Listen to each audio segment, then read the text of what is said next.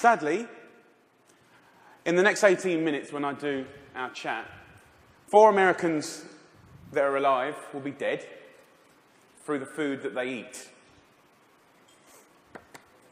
My name's Jamie Oliver. I'm 34 years old. I'm from Essex in England. And for the last 7 years, I've worked fairly tirelessly to save lives in my own way. I'm not a doctor. I'm a chef. I don't have expensive equipment or medicine. I use information, education. I profoundly believe that the power of food has a primal place in our homes that binds us to the best bits of life. We have an awful, awful reality right now. America, you're at the top of your game. This is one of the most unhealthy countries in the world. Can I please just see a raise of hands for how many of you have children in this room today? Please put your hands up. Aunties, uncles, you can continue to put your hands up. Aunties and uncles as well? Most of you. Okay. We, the adults of the last 4 generations, have blessed our children with the destiny of a shorter lifespan than their own parents. Your child will live a life 10 years younger than you because of the landscape of food that we've built around them. 2/3 of this room today in America are statistically overweight or obese. You lot, you're all right, but we'll get you eventually, don't worry. Right? The statistics of bad health are clear, very clear. We spend our lives being paranoid about death, murder, homicide, you name it. It's on the front page of every paper, CNN. Look at homicide at the bottom, for God's sake. Right?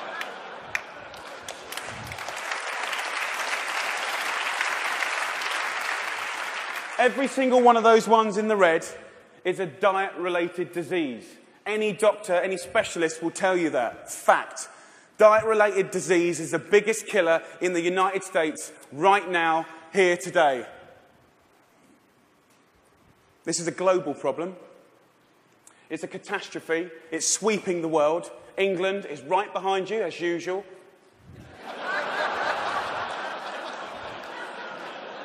I know they were close, but not that close. We need a revolution. Mexico, Australia, Germany, India, China, all have massive problems with obesity and bad health. Think about smoking. It costs way less than obesity now. Obesity costs you Americans 10% of your healthcare bills, $150 billion a year. In 10 years, it's set to double, $300 billion a year. And let's be honest, guys, you ain't got that cash. I came here to start a food revolution that I so profoundly believe in. We need it. The time is now. We're in a tipping point moment. I've been doing this for 7 years. I've been trying in America for 7 years. Now is the time when it's ripe. Ripe for the picking. I went to the eye of a storm. I went to West Virginia, the most unhealthy state in America. Or it was last year. We've got a new one this year, but we'll work on that next season.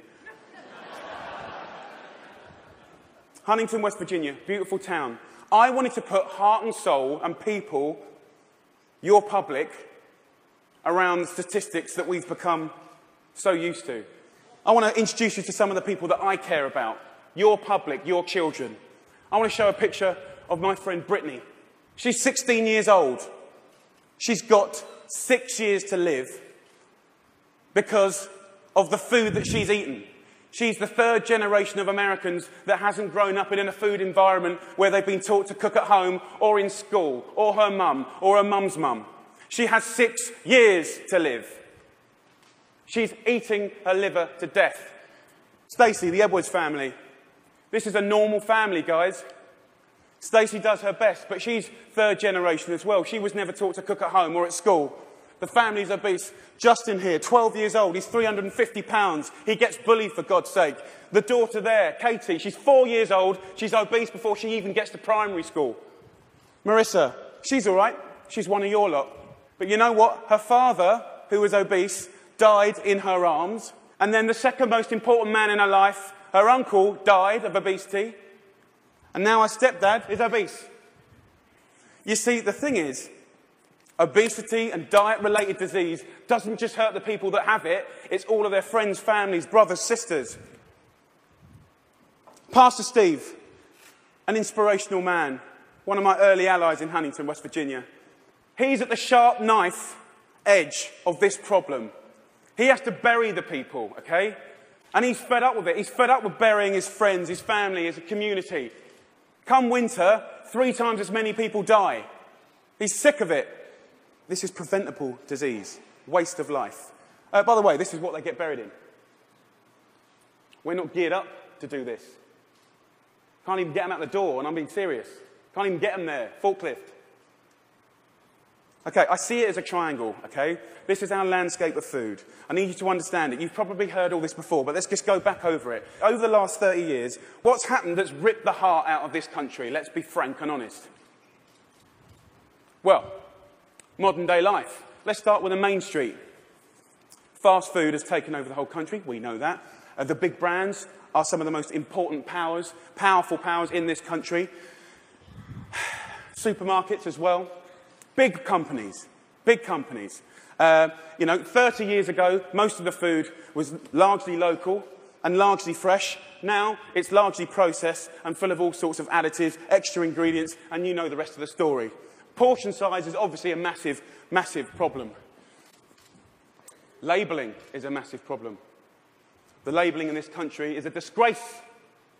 They want to self-police themselves. The industry want to self-police themselves. What, in this current climate? They don't deserve it. How can you say something is low-fat when it's full of so much sugar? Home.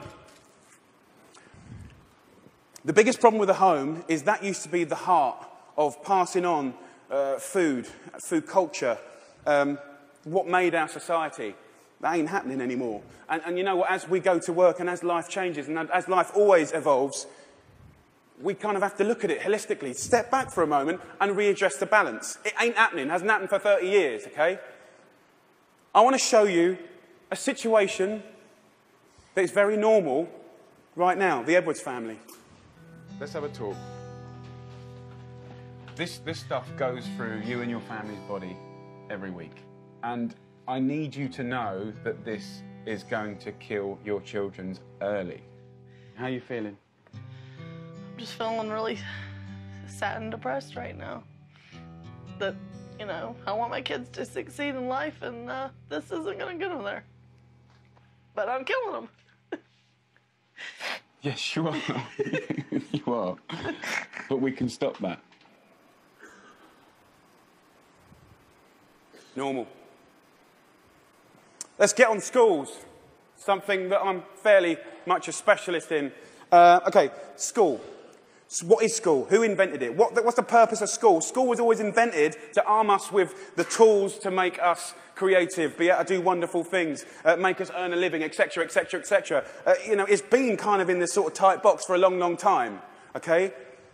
But we haven't really evolved it to deal with the health catastrophes of America, okay?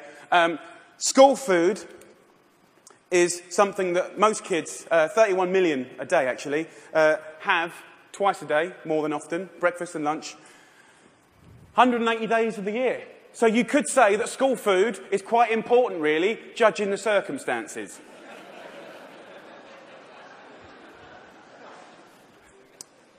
Before I crack into my rant, which I'm sure you're waiting for, I need to say one thing, and it's so important in hopefully the magic that happens and unfolds in the next 3 months. The lunch ladies, the lunch cooks of America, I offer myself as their ambassador. I'm not slagging them off. They're doing the best they can do. They're doing their best. But they're doing what they're told, and what they're being told to do is wrong. The system is highly run by accountants. There's not enough or any food knowledgeable people in the business. There's a problem. If you're not a food expert and you've got tight budgets and it's getting tighter, then you can't be creative. You can't duck and dive and write different things around things. If you're an accountant and a box ticker, the only thing you can do in these circumstances is buy cheaper shit. Now, the reality is the food that your kids get every day is fast food. It's highly processed. There's not enough fresh food in there at all. You know, the amount of additives, E-numbers, ingredients you wouldn't believe. There's not enough veggies at all. French fries are considered a vegetable. Pizza for breakfast. They don't even get given crockery. Knives and forks, no, they're too dangerous. There's scissors in the classroom, but knives and forks, no.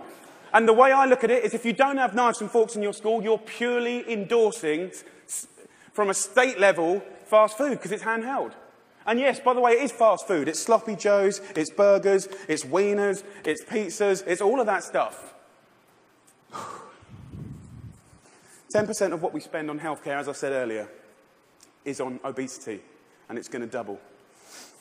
We're not teaching our kids. There's no statutory right to teach kids about food, elementary or secondary school, okay? We don't teach kids about food, right? And this is a little clip from an elementary school, which is very common in England. Who knows what this is? Potatoes. Potato? So you think these are potatoes? Do you know what that is? Do you know what that is? Broccoli. What about this? Our good old friend. Do you know what this is, honey? Celery. No. What do you think it is, darling? Onion. Onion, no. Immediately you get a really clear sense of, do the kids know anything about where food comes from? Who knows what that is? Pear. What do you think this is? I don't know. If the kids don't know what stuff is, then they will never eat it. Normal. England and America. England and America. Guess what fixed that? Guess what fixed that? 2 one-hour sessions. We've got to start teaching our kids about food in schools, period.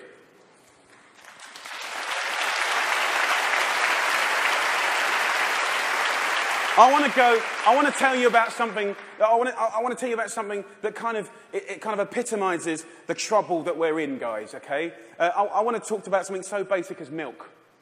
Every kid has the right to milk at school. Your kids will be having milk at school, breakfast and lunch, right? They'll be having 2 bottles, okay? And most kids do. But milk ain't good enough anymore because someone at the milk board, right, and don't get me wrong, I support milk, but someone at the milk board probably paid a lot of money for some geezer to work out that if you put loads of flavourings and colourings and sugar in milk, right, more kids will drink it. Yeah. And obviously, you know, now that's going to catch on. The Apple board is going to work out that if they make toffee apples, they'll eat more apples as well. Do you know what I mean?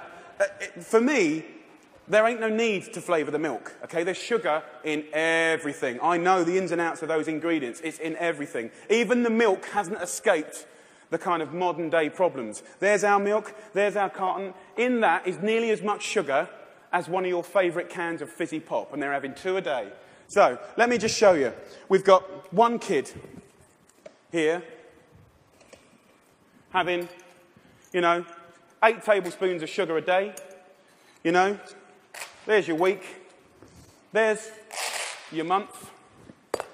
And I've took the liberty of putting in just the 5 years of elementary school sugar just from milk. Now, I don't know about you guys, but judging the circumstances, right, any judge in the whole world would look at the statistics and the evidence, and they would find any government of old guilty of child abuse. That's my belief.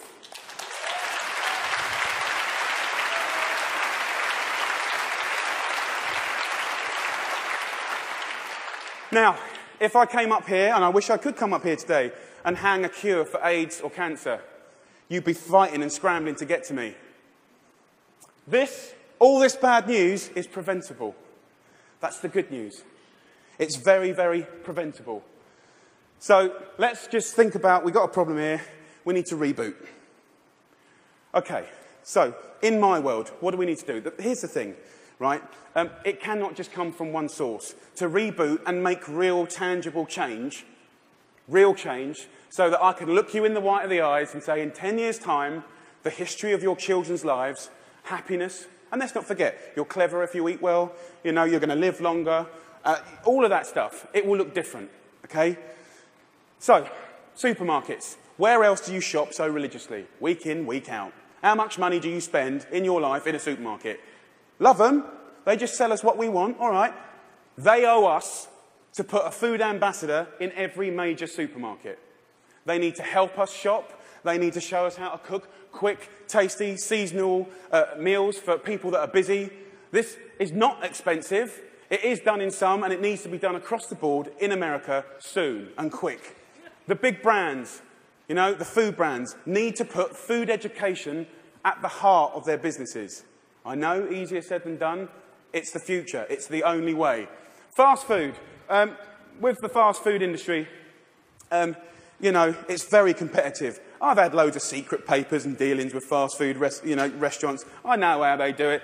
I mean, basically, they've weaned us on to these hits of sugar, salt and fat and X, Y and Z, and everyone loves them, right? So these guys are going to be part of the solution, but we need to get the government to work with all of the fast food purveyors and the restaurant industry, and over a 5, 6, 7 year period, wean us off the extreme amounts of fat, sugar, fat, and all the other non-food ingredients. Now, also, back to the sort of big brands, labelling, I said earlier, is an absolute farce and has got to be sorted.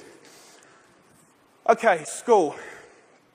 Obviously, in schools, we owe it to them to make sure those 180 days of the year, from that little precious age of 4 to 18, 20, 24, whatever, they need to be cooked proper, fresh food from local girls on site, okay? There needs to be a new standard of fresh, proper food for your children.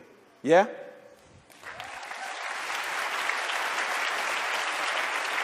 Under the circumstances, it's profoundly important that every single American child leaves school knowing how to cook 10 recipes that will save their life.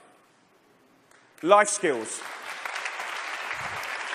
That means that they can be students, young parents, and be able to sort of duck and dive around the basics of cooking no matter what recession hits them next time. If you can cook, recession money doesn't matter. If you can cook, time doesn't matter. The workplace, we haven't really talked about it. You know, it's now time for corporate responsibility to really look at what they feed or make available to their staff. The staff are the mums and dads of America's children. Marissa, her father died in her hand. I think she'd be quite happy if corporate America could start feeding their staff properly. Definitely, they shouldn't be left out. Let's go back to the home. Now, look, if we do all this stuff, and we can, it's so achievable. You can care and be commercial, absolutely. But the home needs to start passing on cooking again, for sure. For sure. Pass it on is a philosophy. And for me, it's quite romantic, but it's about if one person teaches 3 people how to cook something, you know, and they teach 3 of their mates, that only has to repeat itself 25 times, and that's the whole population of America. Romantic, yes, but most importantly, it's about trying to get people to realise that every one of your individual efforts makes a difference. We've got to put back what's been lost. Huntington Kitchen. Huntington, where I made this programme, you know, we've got this primetime programme that hopefully will inspire people to really get on this change. I truly believe that change will happen. Huntington Kitchen, I work with a community. I worked in the schools. I found local sustainable funding to get every single school in the area from the junk onto the fresh food. $6.5 grand per school. That's all it takes, $6.5 grand per school. The kitchen is 25 grand a month, okay? This can do 5,000 people a year, which is 10% of their population, and it's people on people. You know, it's local cooks teaching local people. It's free cooking lessons, guys. Free cooking lessons in the main street. This is real tangible change. Real tangible change. Around America, if we just look back now, there's plenty of wonderful things going on. There's plenty of beautiful things going on. There are angels around America doing great things in schools, farm-to-school setups, garden setups, education. There are amazing people doing this already. The problem is they all want to roll out what they're doing to the next school and the next, but there's no cash. We need to recognise the experts and the angels quickly, identify them, and allow them to easily find the resource to keep rolling out what they're already doing and doing well. Businesses of America need to support Mrs. Obama to do the things that she wants to do.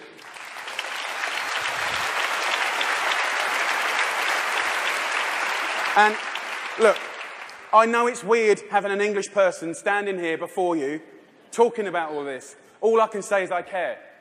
I'm a father, and I love this country. And I believe truly actually, that if change can be made in this country, beautiful things will happen around the world. If America does it, I believe other people will follow. It's incredibly important.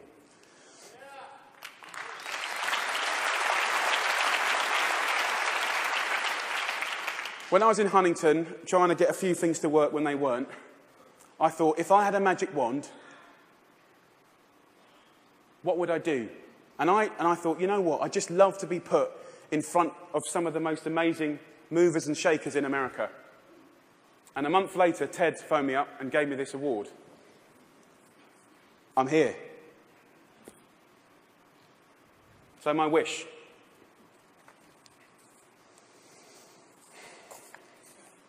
Dyslexic, so I'm a bit slow.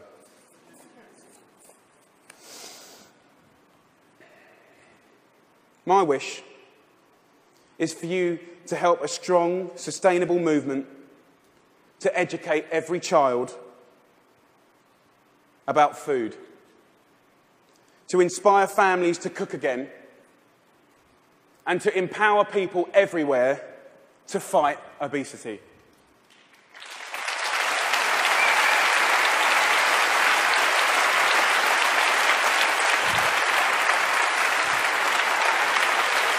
Thank you.